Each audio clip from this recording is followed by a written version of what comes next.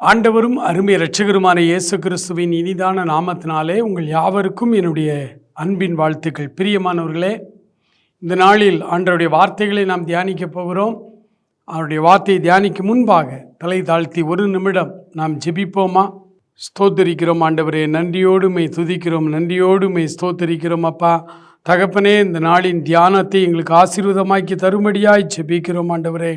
நாங்கள் எப்படிப்பட்டவர்களாய் உம்மை தொழுது கொள்ள வேண்டும் என்று நீர் விரும்புகிறீரோ அப்படிப்பட்டவர்களாய் உம்மை நாங்கள் தொழுது கொள்ளுகிற பிள்ளைகளாய் எங்களை நீர் மாற்றும்படிக்கு ஜெபிக்கிறோம். தொடர்ந்து எங்களை வழிநடத்தும், ஆசீர்வதியும், துதிகன மகிமை எல்லாவற்றையும் எடுத்துக்கொள்ளும். இயேசு கிறிஸ்துவின் இன்ப நாமத்தில் ஜெபிக்கிறோம் எங்கள் அருமை பிதாவே, ஆமேன், ஆமேன். பிரியமானவர்களே, கடந்த சில நாட்களாக ஆண்டவருடைய தொழுகையை குறித்து நாம் தியானித்து கொண்டிருக்கிறோம். இந்த நாளிலே நாம் எப்படி அவரை ஆராதிக்க வேண்டும் என்று நாம் கற்றுக்கொள்ள ஆண்டவர் விரும்புகிறார். யோசுவாவின் புத்தகத்திலே 24ஆம் அதிகாரம் அதில் 15வது வசனத்தை உங்களுக்காக நான் வாசிக்கிறேன். கர்த்தரை சேவிக்கிறது உங்கள் பார்வைக்கு ஆகாததாய் கண்டால் பின்னை யாரை சேவிப்பீர்கள் என்று இன்று தெரிந்து கொள்ளுங்கள். நதிக்கு அப்புறத்தில் உங்கள் பிதாக்கள் சேவித்த தேவர்களை சேவிப்பீர்களோ? நீங்கள் வாசம் பண்ணுகிற தேசத்து குடிகளாகிய எமோரியரின் தேவர்களை சேவிப்பீர்களோ? நானும் என் வீட்டாருமோ வென்றால் கர்த்தரையே சேவிப்போம் என்றார். யோசுவா தன் குடும்பத்தாரோடு சாட்சி உள்ள ஒரு வாழ்க்கை வாழ்கிற ஒரு மனிதர். அவர் சொல்லுகிறார், நானும் என் வீட்டாருமோ வென்றால் கர்த்தரையே சேவிப்போம். அவருக்கே நாங்கள் அடிபணிந்து நடந்து கொள்வோம், அவரையே நாங்கள் தொழுது கொள்வோம், அவருக்கே நாங்கள் பணி செய்வோம், அவருக்கே நாங்கள் ஊழியக்காரனாயிருப்போம். இத்தனை வார்த்தைகளும் சேர்ந்த ஒரு வார்த்தை தான் சேவித்தல். ஆண்டவரை சேவிப்பது என்றால் அவரை ஆராதிப்பது என்று பொருள். ஆண்டவரை சேவிப்பது என்றால் அவரை தொழுது கொள்ளுதல் என்று பொருள். ஆண்டவரை தொழுது கொள்ளுகிற நீங்களும் நானும் அவரை எப்படி தொழுது கொள்ள வேண்டும் என்று வேதம் நமக்கு சரியாய் சொல்லுகிறார். முதலாவது, ஆண்டவரை எப்படி தொழுது கொள்ள வேண்டும் என்று இயேசு கிறிஸ்துவே நேரடியாக சமாரியா பெண்ணிடத்திலே யோவான் 4ஆம் அதிகாரத்திலே அவர் சொல்லுகிறார். யோவானுடைய நற்செய்தி நூலில் 4ஆம் அதிகாரத்தை நீங்கள் எடுத்துக்கொண்டால் அந்த 4ஆம் அதிகாரத்திலே அவர் ஒரு காரியத்தை கற்றுத்தருகிறார். அந்த வசனத்தை நாம் எடுத்து வாசிக்கலாம். யோவானுடைய நற்செய்தி நூல் 4ஆம் அதிகாரம் அதில் 23வது வசனத்தை உங்களுக்காக நான் வாசிக்கிறேன். யோவான் 4ஆம் அதிகாரம் 23, 24வது வசனத்தையும் சேர்த்து வாசிக்கிறேன். உண்மையாய் தொழுது கொள்ளுகிறவர்கள் பிதாவை ஆவியோடும் உண்மையோடும் தொழுது கொள்ளும் காலம் வரும், அது இப்பொழுதே வந்திருக்கிறது. தம்மை தொழுது கொள்ளுகிறவர்கள் இப்படிப்பட்டவர்களாய் இருக்கும்படி பிதாவானவர் விரும்புகிறார். தேவன் ஆவியாய் இருக்கிறார். அவரை தொழுது கொள்ளுகிறவர்கள் ஆவியோடும் உண்மையோடும் அவரை தொழுது கொள்ள வேண்டும் என்றார். பிரியமானவர்களே, ஆண்டவரை இயேசு கிறிஸ்துவை மெய் மனதோடு குடும்பமாய் நாம் ஆராதிக்க அவர் தருகிற முதல் குறிப்பு பாருங்கள், கடவுள் ஆவியாய் இருக்கிறார். அப்படின்னா என்ன பொருள்? அரூபியாய், வெற்று கண்களுக்கு அவர் புலப்பட மாட்டார். ஆனால் 2 பேராவது 3 பேராவது அவர் நாமத்தினாலே எங்கே முழங்கால் படியிட்டாலும் நம் நடுவிலே அவர் வந்து விடுகிறார். அவரை பார்க்க முடியாவிட்டால் என்ன, அவருடைய வசனம் சொல்வது சத்தியம் 100%. சங்கீதக்காரனாகிய தாவீது சொல்லுகிறார், உடைய வசனம் சமூலமும் சத்தியம், உடைய நீதி நியாயங்கள் எல்லாம் நித்தியம் என்று சொல்லுகிறார். சத்தியமான வார்த்தை சொல்லிவிட்டது. 2 பேராவது 3 பேராவது என் நாமத்தினாலே எங்கெல்லாம் கூடி வருகிறீர்களோ அங்கெல்லாம் உங்கள் நடுவிலே நான் இருக்கிறேன் என்று வாக்கு மாறாதவர். ஆனால் அவரை தொழுது கொள்ள நீங்களும் நானும் தகுதி உள்ளவர்களா? அவரை ஆராதிப்பதற்கு நாம் தகுதி உள்ளவர்களா? அவரே நம்மை தகுதிப்படுத்த வேண்டும். அவரை எப்படி ஆராதிக்க வேண்டுமா? ஆவியோடும் உண்மையோடும் ஆராதிக்க வேண்டும். இந்த வசனத்தை நம்ம அடிக்கடி கேட்கிறோம். ஆனால் அதை சிந்தித்து பார்க்கிறோமா? இன்றைக்கு நமக்கு அந்த சந்தர்ப்பத்தை அவர் தருகிறார். அவர் ஆவியாய் இருக்கிறார். அவரை தொழுது கொள்ள ஆவியோடு அவரை தொழுது கொள்ள வேண்டும். மாம்சத்திலே கிடந்து கத்தி கூப்பாடு போட்டு சரீர முயற்சி அற்ப பிரயோஜனம் உள்ளது. ஆவியிலோடு தொழுது கொள்ள வேண்டும் என்றால் என்ன பொருள்? முதலாவது, அவரை இரட்சகராய் ஏற்றுக்கொண்ட, அவரை சொந்த தகப்பனாய் ஏற்றுக்கொண்ட நீங்களும் நானும் பரிசுத்த ஆவியானவரால் நிரப்பப்படுகிற ஒரு அனுபவம் நமக்கு வேண்டும். பலர் சொல்லுவாங்க, இயேசு கிறிஸ்துவை நீங்கள் சொந்த இரட்சகராய் ஏற்றுக்கொண்டீர்கள், ரட்சிக்கப்பட்டீர்கள் என்றால் என்ன பொருள்? இயேசு உங்கள் உள்ளத்திலே வந்து விட்டார். வெளிப்படுத்தல் 3:20 சொல்லுகிறது, இதோ வாசற்படியில் நின்று ஆவலாய் கதவை தட்டுகிறேன். ஒருவன் என் சத்தத்தை கேட்டு கதவை திறந்தால் நான் அவனுக்குள்ளே வந்து அவனோடு போஜனம் பண்ணுவேன், அவனும் என்னோடைய போஜனம் பண்ணுவான் என்று சொன்னார் அல்லவா? அந்த அனுபவம் தானே ரட்சிப்பின் அனுபவம். ஆமாம். அப்போ நீங்கள் ஆண்டவரை ஏற்றுக்கொண்டவர்களா? ஆமாம். ஆண்டவரை நீங்கள் ஏற்றுக்கொண்டது உண்மையானால் இயேசு உங்களுக்குள்ளே வந்து விட்டார் அல்லவா? ஆமாம். இயேசுநாதர் தானே பரிசுத்த ஆவியானவர். ஆமாம், மூவரும் ஒருவர் தான், திரியேக தெய்வம். அப்படியானால் பிதாவாகிய தெய்வம், குமாரனாகிய தெய்வம், தூய ஆவியானவராகிய தெய்வம், 3 பேரும் சேர்ந்து தானே உங்களுக்குள்ளே வாசம் பண்ணுகிறார்கள். ஆமாம். அப்படியானால் அதற்கு மேலே அபிஷேகம் என்று அது எது? அப்படி சொல்லி சொல்லி இன்றைக்கு கிறிஸ்தவம் எங்கே போய்கொண்டிருக்கிறது? ஆகவே அவரை ஏற்றுக்கொண்டால் போதும், நீங்கள் அபிஷேகம் பெற்றுவிட்டீர்கள் என்று பொருள் என்று சொல்லுவார்கள். இதுவரை அவர்கள் சொன்னது எல்லாவற்றையும் நாங்களும் வசனத்தின்படியாய் ஆமோதிக்கிறோம், ஏற்றுக்கொள்ளுகிறோம். ஆனால் கிறிஸ்தவம் என்பது வாழ்வின் அனுபவம், வாழ்வின் அனுபவம். அப்ப ரட்சிப்பின் அனுபவம், அந்த அனுபவத்தை பெற்றுக்கொண்ட ஒரு மனிதன் அதன் பிறகு ஆவியானவரால் நிரப்பப்படுகிற அனுபவத்திற்குள்ளே வர வேண்டும்.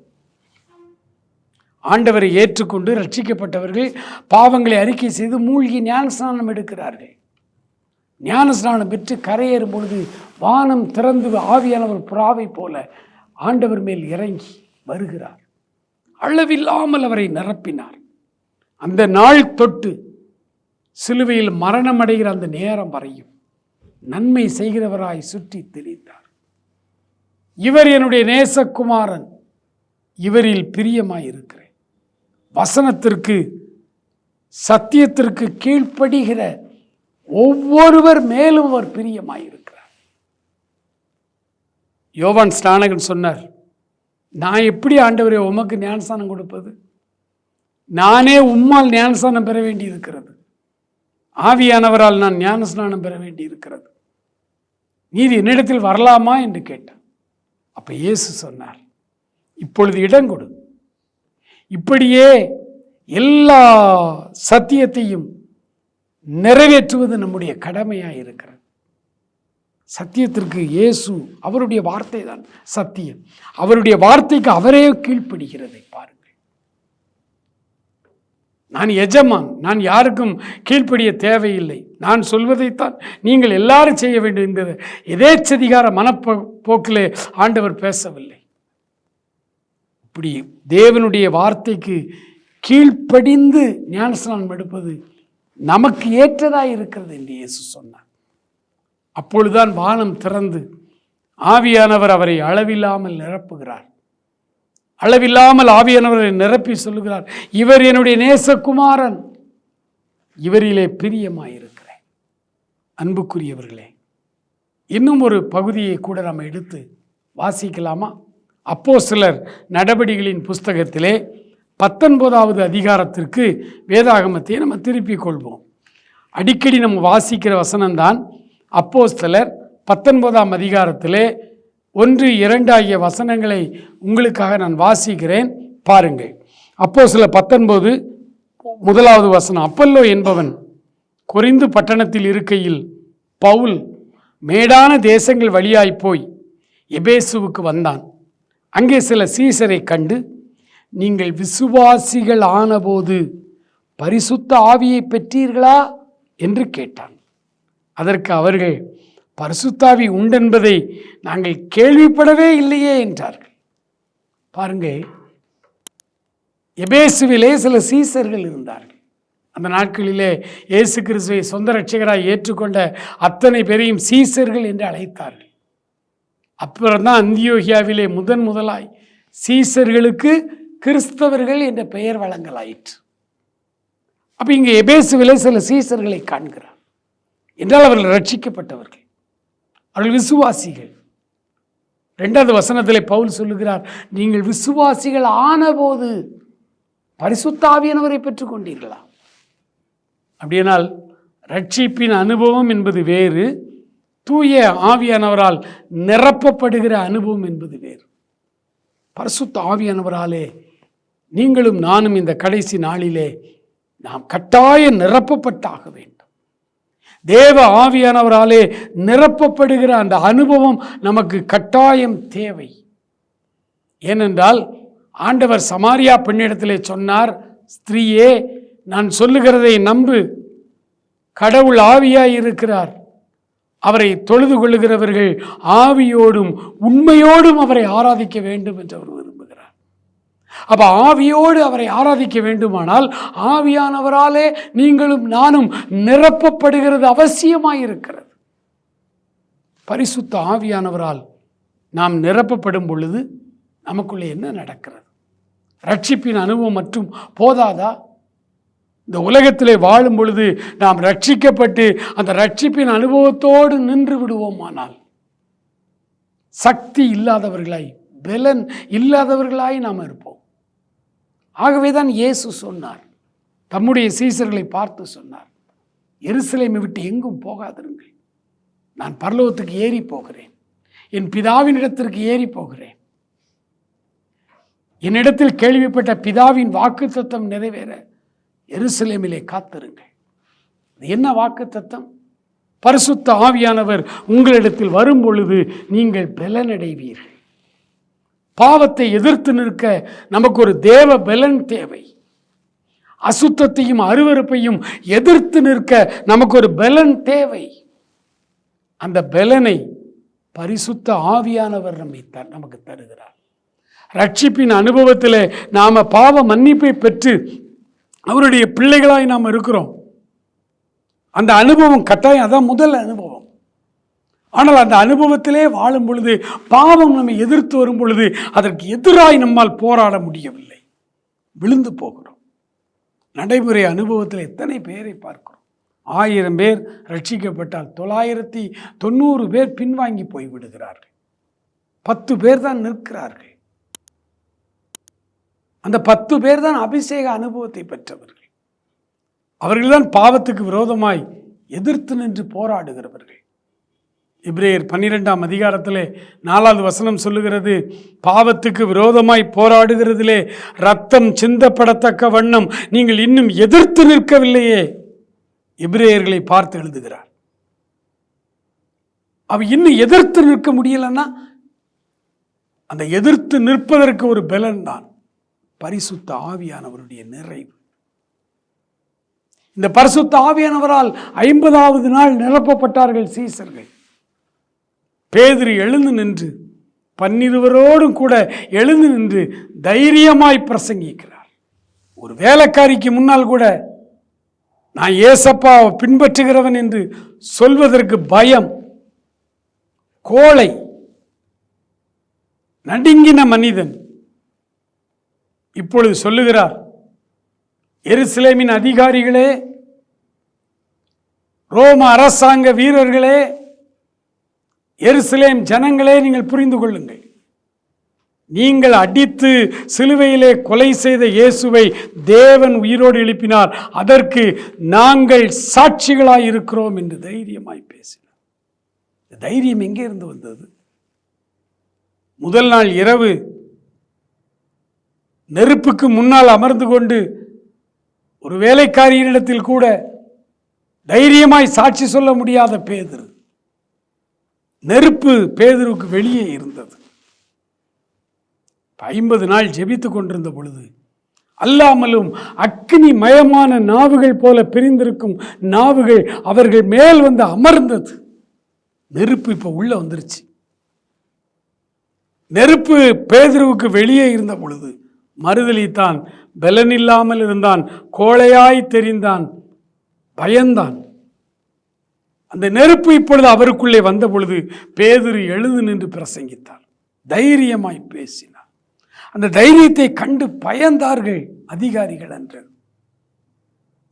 மார்க்க தலைவர்களும் பார்த்தார்கள், இவர்கள் என்ன சாதாரண மனிதர்கள் அல்லவா, பாமர ஜனங்களை, மீன் பிடிக்கிற ஜனங்கள் அல்லவா, இவர்கள் இவ்வளவு தைரியமாய் பேசுகிறார்கள். அதற்கு காரணம் பரிசுத்த ஆவியானவர். என் அன்பான சகோதரனே சகோதரியே, பரிசுத்த ஆவியானவரால் நிரப்பப்படுகிற அந்த அனுபவம் வரும் பொழுதுதான் நீ பாவத்துக்கு விரோதமாய் எழும்பி போராடி ஆண்டவருக்கு சாட்சியாய் நீ வாழ முடியும். பரிசுத்த ஆவியானவரை பெறாவிட்டால் இந்த வரப்போகிற உபத்திரவங்களிலே உன்னால் நிலைத்து நிற்க முடியாது. நாட்டிலே ஒரு சட்டம், ஆண்டவருக்கு விரோதமாய் பைபிள் வாசிக்க கூடாது, ஜெபிக்க கூடாது என்கிற சட்டம் இந்தியாவிலே வரலாம், வரும். சட்டங்கள் இப்படி வரும் பொழுது என் சகோதரனே சகோதரியே, நீயும் நானும் அந்த சட்டத்திற்கு மதிக்க வேண்டிய அவசியம் இல்லை, எதிர்த்து தான் நிற்க வேண்டும். தேசத்தின் சட்டங்களுக்கெல்லாம் நாம் கீழ்ப்படிய வேண்டும். ராயனுடையதை ராயனுக்கு செலுத்த வேண்டும், கட்டாயம் வரி செலுத்த வேண்டும், தேசிய கொடியை மதிக்க வேண்டும், தேசிய கீதத்திற்கு மரியாதை செலுத்த வேண்டும், தேசத்தின் ராஜாக்களை கனம் பண்ண வேண்டும். ஆனால் தேசம் தெய்வத்துவத்திற்கு எதிராய் வரும் பொழுது அதை நாம் எதிர்த்து நிற்க வேண்டும். இந்த ரெண்டினுடைய வித்தியாசத்தை புரிந்து கொள்ளுங்கள். அன்றைக்கு பல கள்ள ஊழியர்கள் அன்றைக்கும் சொல்லி தருவார்கள், ராஜாக்களுக்கு கீழ்ப்படிய வேண்டும் அல்லவா, ஆகவே பைபிள் வாசிக்காதீங்கன்னு சொல்லுவான், ஜெபிக்காதீங்கன்னு சொல்லுவான், மனசுக்குள்ளேயே ஜெபிச்சுக்கிடுங்களேன்னு சொல்லுவான். பிரியமான சகோதரனே சகோதரியே, வஞ்சிக்கப்படாதிருங்கள். ஆவியோடும் உண்மையோடும் அவரை ஆராதிக்க வேண்டுமானால் நீங்கள் பரிசுத்த ஆவியானவருடைய வல்லமையினாலே நிரப்பப்படுவது அவசியம் என்பதை முதலாவது நீங்கள் விளங்கிக் கொள்ளுங்கள். அப்போஸ்தலர் 19 அவர் சொல்றார், ரட்சிக்கப்பட்டோம் ஐயா, ஆனா அபிஷேகம் பெறல.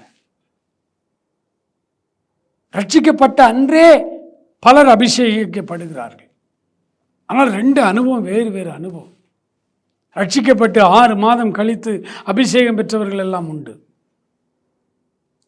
அபிஷேகம் பெறும் பொழுதுதான் ஆவியிலே கர்த்தருக்கு ஆராதனை செய்ய முடியும். அந்த ஆவியிலே கர்த்தருக்கு ஆராதனை செய்கிற அந்த அனுபவம், அதற்கு ஆடம்பரங்கள் தேவையில்லை, அதற்கு கவர்ச்சிகரமான இசைகள் தேவையில்லை. தேவ சமூகத்திலே அமைதலாய் ஆவியிலே நிறைந்து ஆராதனை செய்ய முடியும். அங்கே ஒரு வேதனை, அங்கே ஒரு கண்ணீர், அங்கே ஒரு துக்கம், அங்கே ஒரு தேவனுக்கேற்ற துக்கம் உருவாகும். அந்த ஆராதனையை கர்த்தர் விரும்புகிறார்.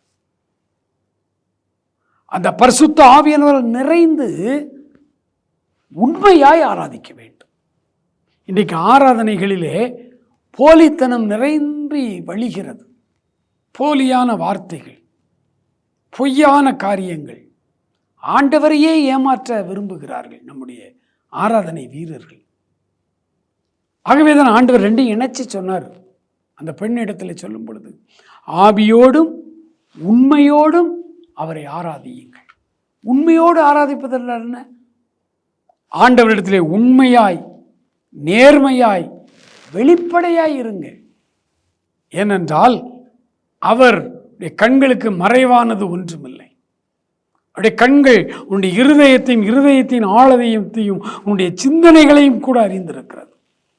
அவரிடத்திலே வந்து பிரட்டன் பண்ணாதிருங்கள். ஆண்டவரே நான் உண்மை நேசிக்கிறேன், ஆண்டவரே நான் உண்மை உயர்த்துகிறேன். பொய் சொல்லாதிருங்கள், உண்மையை சொல்லுங்க. ஆண்டவரே நீர் விரும்புகிற அளவுக்கு என்னால் உண்மையை நேசிக்க முடியல, எல்லாரும் சொல்றாங்களேன்னு நானும் அப்படி சொல்றேன்.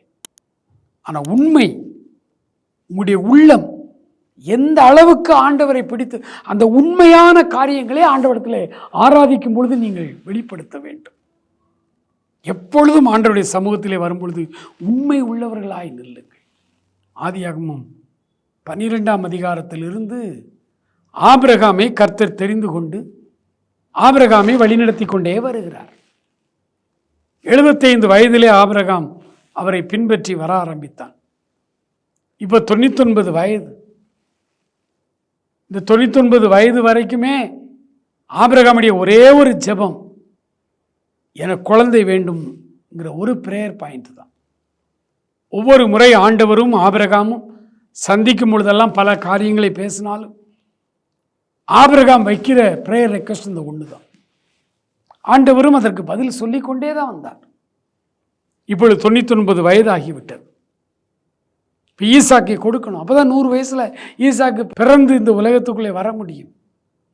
குழந்தை கொடுக்கிற அந்த 99வது வயதில் ஆண்டவர் ஆபிரகாமை சந்திக்கிறார். ஆதியாகமம் 17ஆம் அதிகாரம் 1 வசனத்தில் ஆண்டவர் சொல்கிறாரு, ஆபிரகாம், எனக்கு முன்பாய் நீ நடந்து கொண்டு உத்தமனாயிரு. எனக்கு முன்பாக நீ நடந்து கொண்டு உத்தமனாயிரு. பிரேயர் ரெக்வெஸ்ட் இப்போ கேட்கப்பட போகிறது. நீ வாக்குத்தத்தம் உள்ள மகனை பெற்றெடுக்க போகிறாய். இனி ரொம்ப கவனமா இருக்கணும். ஆண்டவரை ஆராதிக்கும் போது அபிஷேகத்தை பெற்றுக்கொண்ட உடனே நீங்கள் ரொம்ப கவனமாக இருக்க வேண்டும். உங்களுடைய பார்வையிலே, நடவடிக்கைகளிலே, உங்களுடைய வார்த்தையிலே உண்மை தன்மை இருக்கு. பொய் சொல்லவே கூடாது. எந்த நேரத்திலும் பொய் சொல்லக்கூடாது. உண்மையை அப்படியே சொல்ல வேண்டும். சமீபத்தில் நடந்த ஒரு சம்பவம், எனக்கு தெரிந்த ஒரு தம்பி ஆண்டவருடைய ஊழியத்தை பாளையங்கோட்டையிலே செய்து கொண்டிருக்கிறார். சங்கரங்கோயில் தாலுகாவில் பல கிராமங்களிலே ஊழியம் செய்கிறார். அப்படி ஊழியம் செய்து கொண்டிருக்கிற சகோதரன் அடிக்கடி பாளையங்கோட்டைக்கு வருவார். அங்கே அவருடைய தாயார் இருக்கிறார்கள், அவர்களை பார்க்க வருவார். ஒரு நாள் பாளையங்கோட்டையில் வந்து ஒரு வேலையாக அவர் காரை ஒரு இடத்துல நிறுத்திவிட்டு நடந்து வந்து கொண்டிருக்கிறார். பாளையங்கோட்டையில் வஉசி மைதானம் ஒரு முக்கியமான சென்டர் பிளேஸ். அந்த வஉசி மைதான ரோட்டிலே நடந்து கொண்டே வருகிறார். அப்பொழுது அவருக்கு ஒரு ஃபோன் வருகிறது. ஃபோன் பண்ணுகிறது யார் என்றால், வெகு தூரத்தில் இருக்கிற, வேறு மாவட்டத்தில் இருக்கிற ஒரு சகோதரர், இவருக்கு தெரிந்தவர். அவர் ஃபோன் பண்ணிட்டு, பிரதர் எங்கே இருக்கீங்கன்னு கேட்குறார். பிரதர் எங்கே இருக்கீங்க அப்படின்னு கேட்டோன்னே இவர் உடனே சொல்கிறார், பாளையங்கோட்டையில் இருக்கிறேன். அவர் மறுபடி கேட்க, பாளையங்கோட்டையில் எங்கே இருக்கிறீங்க? அப்போ அவர் உடனே நின்று இந்த பக்கம் பார்க்குறார் விஓசி கிரவுண்டு, இந்த பக்கம் பார்க்குறார் அரசன் அந்த காஃபி ஷாப்.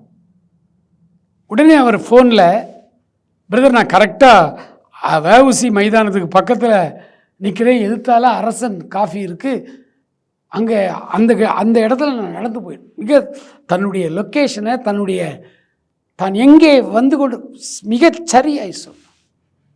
எப்போதும் அவர் உண்மை பேசுகிற ஒரு உண்மையான தேவ மனுஷன் அவர். இந்த வார்த்தையை சொன்ன உடனே அந்த ஃபோனில் வேறு மாவட்டத்தில் இருந்து பேசுகிற சகோதரர், ஏன்னா இவருக்கு தெரியும் அவர் வேறு மாவட்டத்தில் உள்ளவர், வேறு மாவட்டத்தில் இருந்து பேசுகிறார். அப்படி என்ன வேணாலும் பேசியிருக்கலாம். பாளையங்கோட்டை பஸ் ஸ்டாண்டு, ஏன்னா பஸ் ஸ்டாண்டு அடுத்து பஸ் ஸ்டாண்டு, பாளையங்கோட்டை பஸ் ஸ்டாண்டில் இருக்கிறேன் அல்லது பஸ் ஸ்டாண்டுக்கு போயிட்டுருக்கேன், இப்படி எதெல்லாம் சொல்லலாம். ஆனால் துல்லியமாய் தன்னுடைய லொக்கேஷனை சொல்லும் பொழுது அந்த சகோதரன் பேசினார், பிரதர் அப்படியே நின்று கொஞ்சம் திரும்பி பாருங்கன்னார். நின்று திரும்பி பார்த்தால் பின்னால் இந்த நண்பர் வந்து கொண்டிருக்கிறார். ஒருவேளை இந்த ஊழியக்காரன் சரியான லொக்கேஷனை சொல்லாமல் வேறு ஏதாவது ஒரு இடத்தை சொல்லியிருப்பார் என்றால் அந்த மனிதன் இடரல் அடைந்திருப்பார். ஆனால் ஓடி வந்து இவரிடத்தில் சொன்னார், பிரதர் நீங்கள் உண்மையான ஊழியக்காரர்,